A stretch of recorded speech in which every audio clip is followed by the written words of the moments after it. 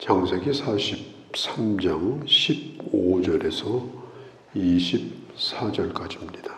야곱의 아들들은 이제 집을 떠나서 애굽으로 가게 됩니다. 매우 어려운 문제를 가지고 가요. 일단 붙잡혀 있는 시몬 문제, 그 다음에 양식을 구할 수 있는가 하는 거. 지난번에 첩자로 간첩으로 몰렸는데 이번에 그런 일이 혹시 생기지 않겠는가 하는 그 두려움. 그리고 아버지를 설득해서 이 베냐민을 데리고 가는데 이 베냐민이 어떻게 될 것인가. 그 다음에 아주 중요한 것은 지난번에 자루에 들어있던 돈을 도로 가져가지만 혹시라도 도둑으로 몰려가지고 어려운 일을 겪지 않겠는가. 쉽게 말해서 첩첩산중입니다. 깊은 산 속에 길도 없는 곳에서 길을 찾아야 되는 그런 매우 어려운 처지에 이 형제들이 지금 놓여 있어요. 하나님은 우리 인생에 목자십니다. 우리가 어디를 알고 지금 가는 게 아닙니다. 양들이 그 가는 길을 어떻게 알겠습니까? 우리도 똑같은 상황 가운데서 살고 있는 거예요. 하나님은 요셉을 인도하신 것처럼 우리가 어렵다고 생각하는 문제들 속에서 오히려 하나님의 은혜를 준비하시고 뜻밖의 은혜로 하나님께서는 우리를 인도하신다. 요셉을 통해서 볼 수가 있습니다. 그래도 감사한 것은 자기 아버지 야곱이 마음을 돌이켜서 베냐민을 보내주고 무엇보다도 집에서 나올 때 그 아버지가 그 자녀들과 함께 기도를 하고 하나님 앞에 맡기고 어떻게 되든지 나는 하나님 앞에 맡긴다. 결과는 하나님의 손에 있다. 이제 그런 기도를 받고 또 그 형제들도 그런 기도를 이어서 하면서 이동을 하게 됩니다. 그렇게 하다가 이제 형들이 아주 불안한 가운데 애굽으로 오게 되어져요. 요셉도 그걸 잘 몰랐어요.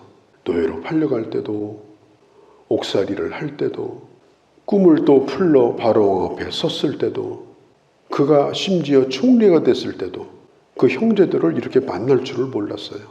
그런데 지나고 보니까 이게 다 하나님 하신 일이었어요. 하나님의 주권이 거기에 있었습니다. 하나님이 일하시는 한가운데 내가 거기 있었다는 걸 몰랐어요. 왜? 너무나 혼란스럽기 때문에, 너무나 어렵기 때문에. 나중에서야 요셉이 이걸 깨닫습니다. 그리고 두려워하는 형들에게 근심하지 말라고, 하나님이 나를 애굽으로 보냈다고, 하나님이 이렇게 우리 형제들을 만나게 했다고 오히려 위로할 수 있었던 것은 요셉은 이제 모든 일을 그렇게 해석하고 그렇게 바라볼 수 있는 그런 눈을 뜨게 된 거예요. 그런 가운데 지금 요셉이 그 형들을 지금 만나게 되는 겁니다.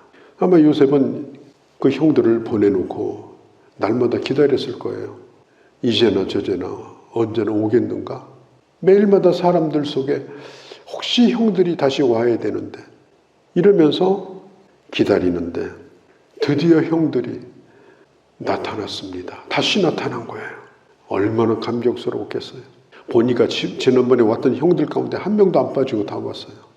그런데 더 놀라운 것은 베냐민이 거기 있어요. 자기의 친동생 베냐민. 그렇게 보고 싶었던 베냐민. 요셉이 17살 때 아마 이 베냐민은 훨씬 더 나이가 어린, 아주 어린 아이였을 겁니다. 얼굴도 못 보고 헤어졌는데 이제 어른이 돼가지고 그 베냐민이 그 형들과 함께 온 거예요.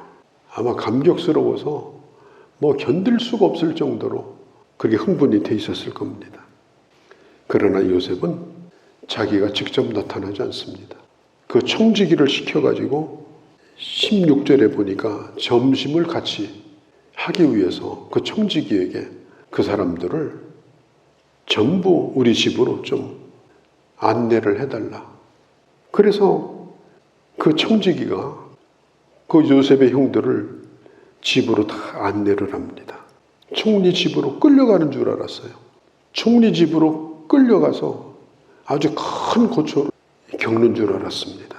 특별히 이 형들이 두려운 게 뭐냐면 지난번에 가지고 간 돈, 가지고 간 것도 아닌데 그 돈이 자루 안에 있었으니까 이것 때문에 지금 우리를 다시 여기로 끌고 왔고 그 형처럼 옥에 가두려고 한다. 이번에는 간첩으로 몰아가지고 우리를 아마 노예로 팔지도 모른다. 우리가 가지고 온 짐승도 다 빼앗아 버리고 그냥 노예로 넘길 수도 있다. 그 요셉의 집으로 가는 동안요. 오늘 이 짧은 본문이지만 그 형들이 얼마나 이 머리가 복잡했는가. 그 순간 했던 생각들이 여기 지금 잘 나와 있습니다. 분명한 것은 좋은 일로 끌려가는 것이 아니고 지금 매우 나쁜 일 때문에 우리가 끌려가고 있다. 이렇게 지금 생각을 하면서 두려워하고 있었습니다. 그런데 요셉은 생각이 달랐어요.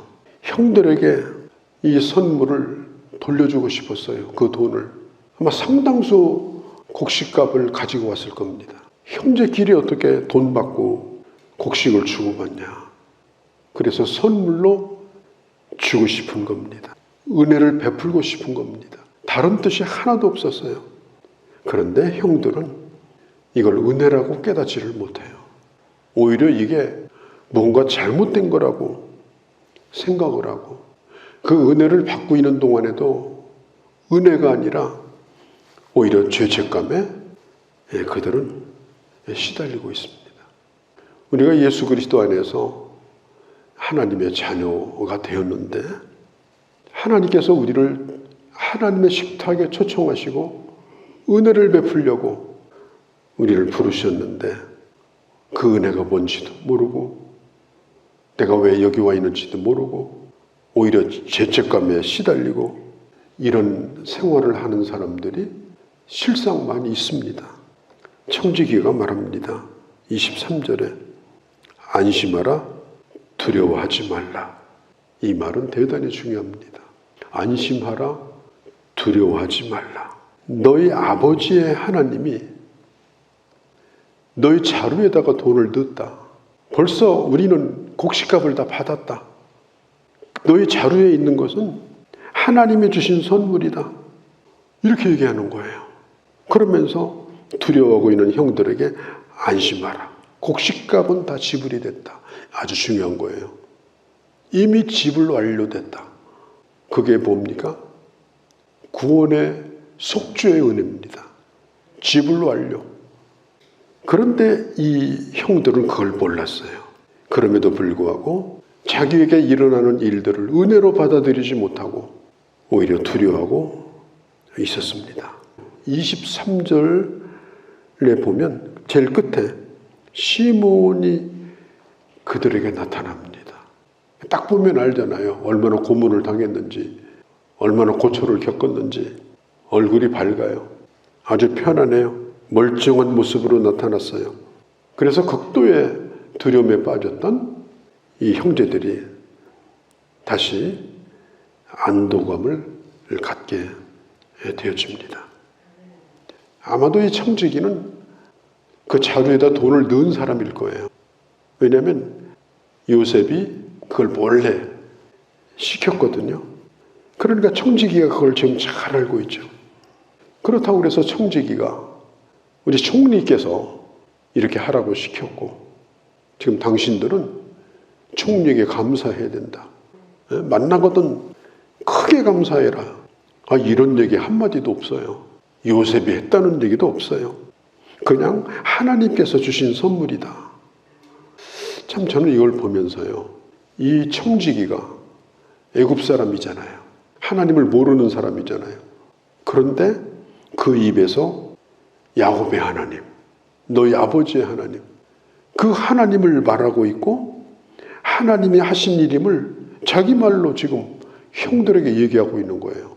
이걸 보면 요셉이 애굽에 총리로 있을 때 그냥 바지사장으로 있는 게 아니고 권력도 가지고 있을 뿐 아니라 영적으로도 적어도 가까이 있는 사람들에게 영적인 영향력을 끼쳤고 요셉이 가졌던 하나님에 대한 신앙을 가지고 있었던 것을 이 청지기를 보면서 알 수가 있어요. 너희 아버지의 하나님이 이렇게 하셨다. 감사할 일 있으면 하나님에게 해라. 지금 그런 거죠. 오히려 요셉의 형제보다 이 청지기가 믿음이 더 좋은 것 같아요. 참 신기한 일이죠. 그리고 이제 안심을 시키고 오늘 성경에 24절에 있는 대로 깨끗하게 씻을 물도 주고 데리고 온 그런 짐승들에게도 또 먹이를 주고 이제 그렇게 하는 장면이 나옵니다. 로마서 5장 6절에서 8절까지 보면 이런 말씀이 있어요. 우리가 아직 죄인 되었을 때, 우리가 아직 연약할 때, 우리가 아직 하나님과 원수 되었을 때, 그때에 하나님께서 예수 그리스도를 이 땅에 보내셨고 그리고 나를 구원하셨다. 내가 어떤 일을 하기도 전에, 내가 어떤 선하거나 착한 일을 하기도 전에 하나님은 일한 것이 없이 우리에게 은혜를 주셨다. 로마서 5장에서 그렇게 말하고 있습니다. 하나님의 자녀의 자리에 너희를 앉히셨다. 하나님이 주신 믿음으로 예수를 믿게 하셨다. 내가 믿은 게 아니에요.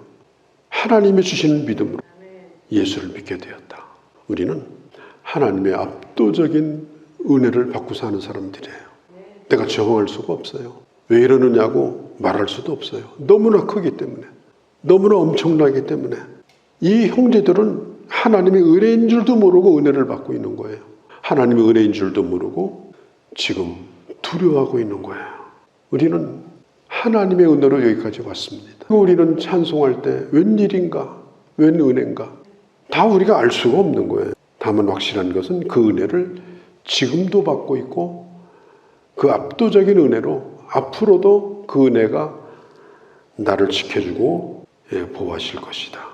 이 형들은 대단히 혼란스러운 상황입니다. 지금 이게 뭔 일인가. 그때 청지기가 말합니다. 두려워하지 말라. 안심하라. 이미 값은 다 치렀다.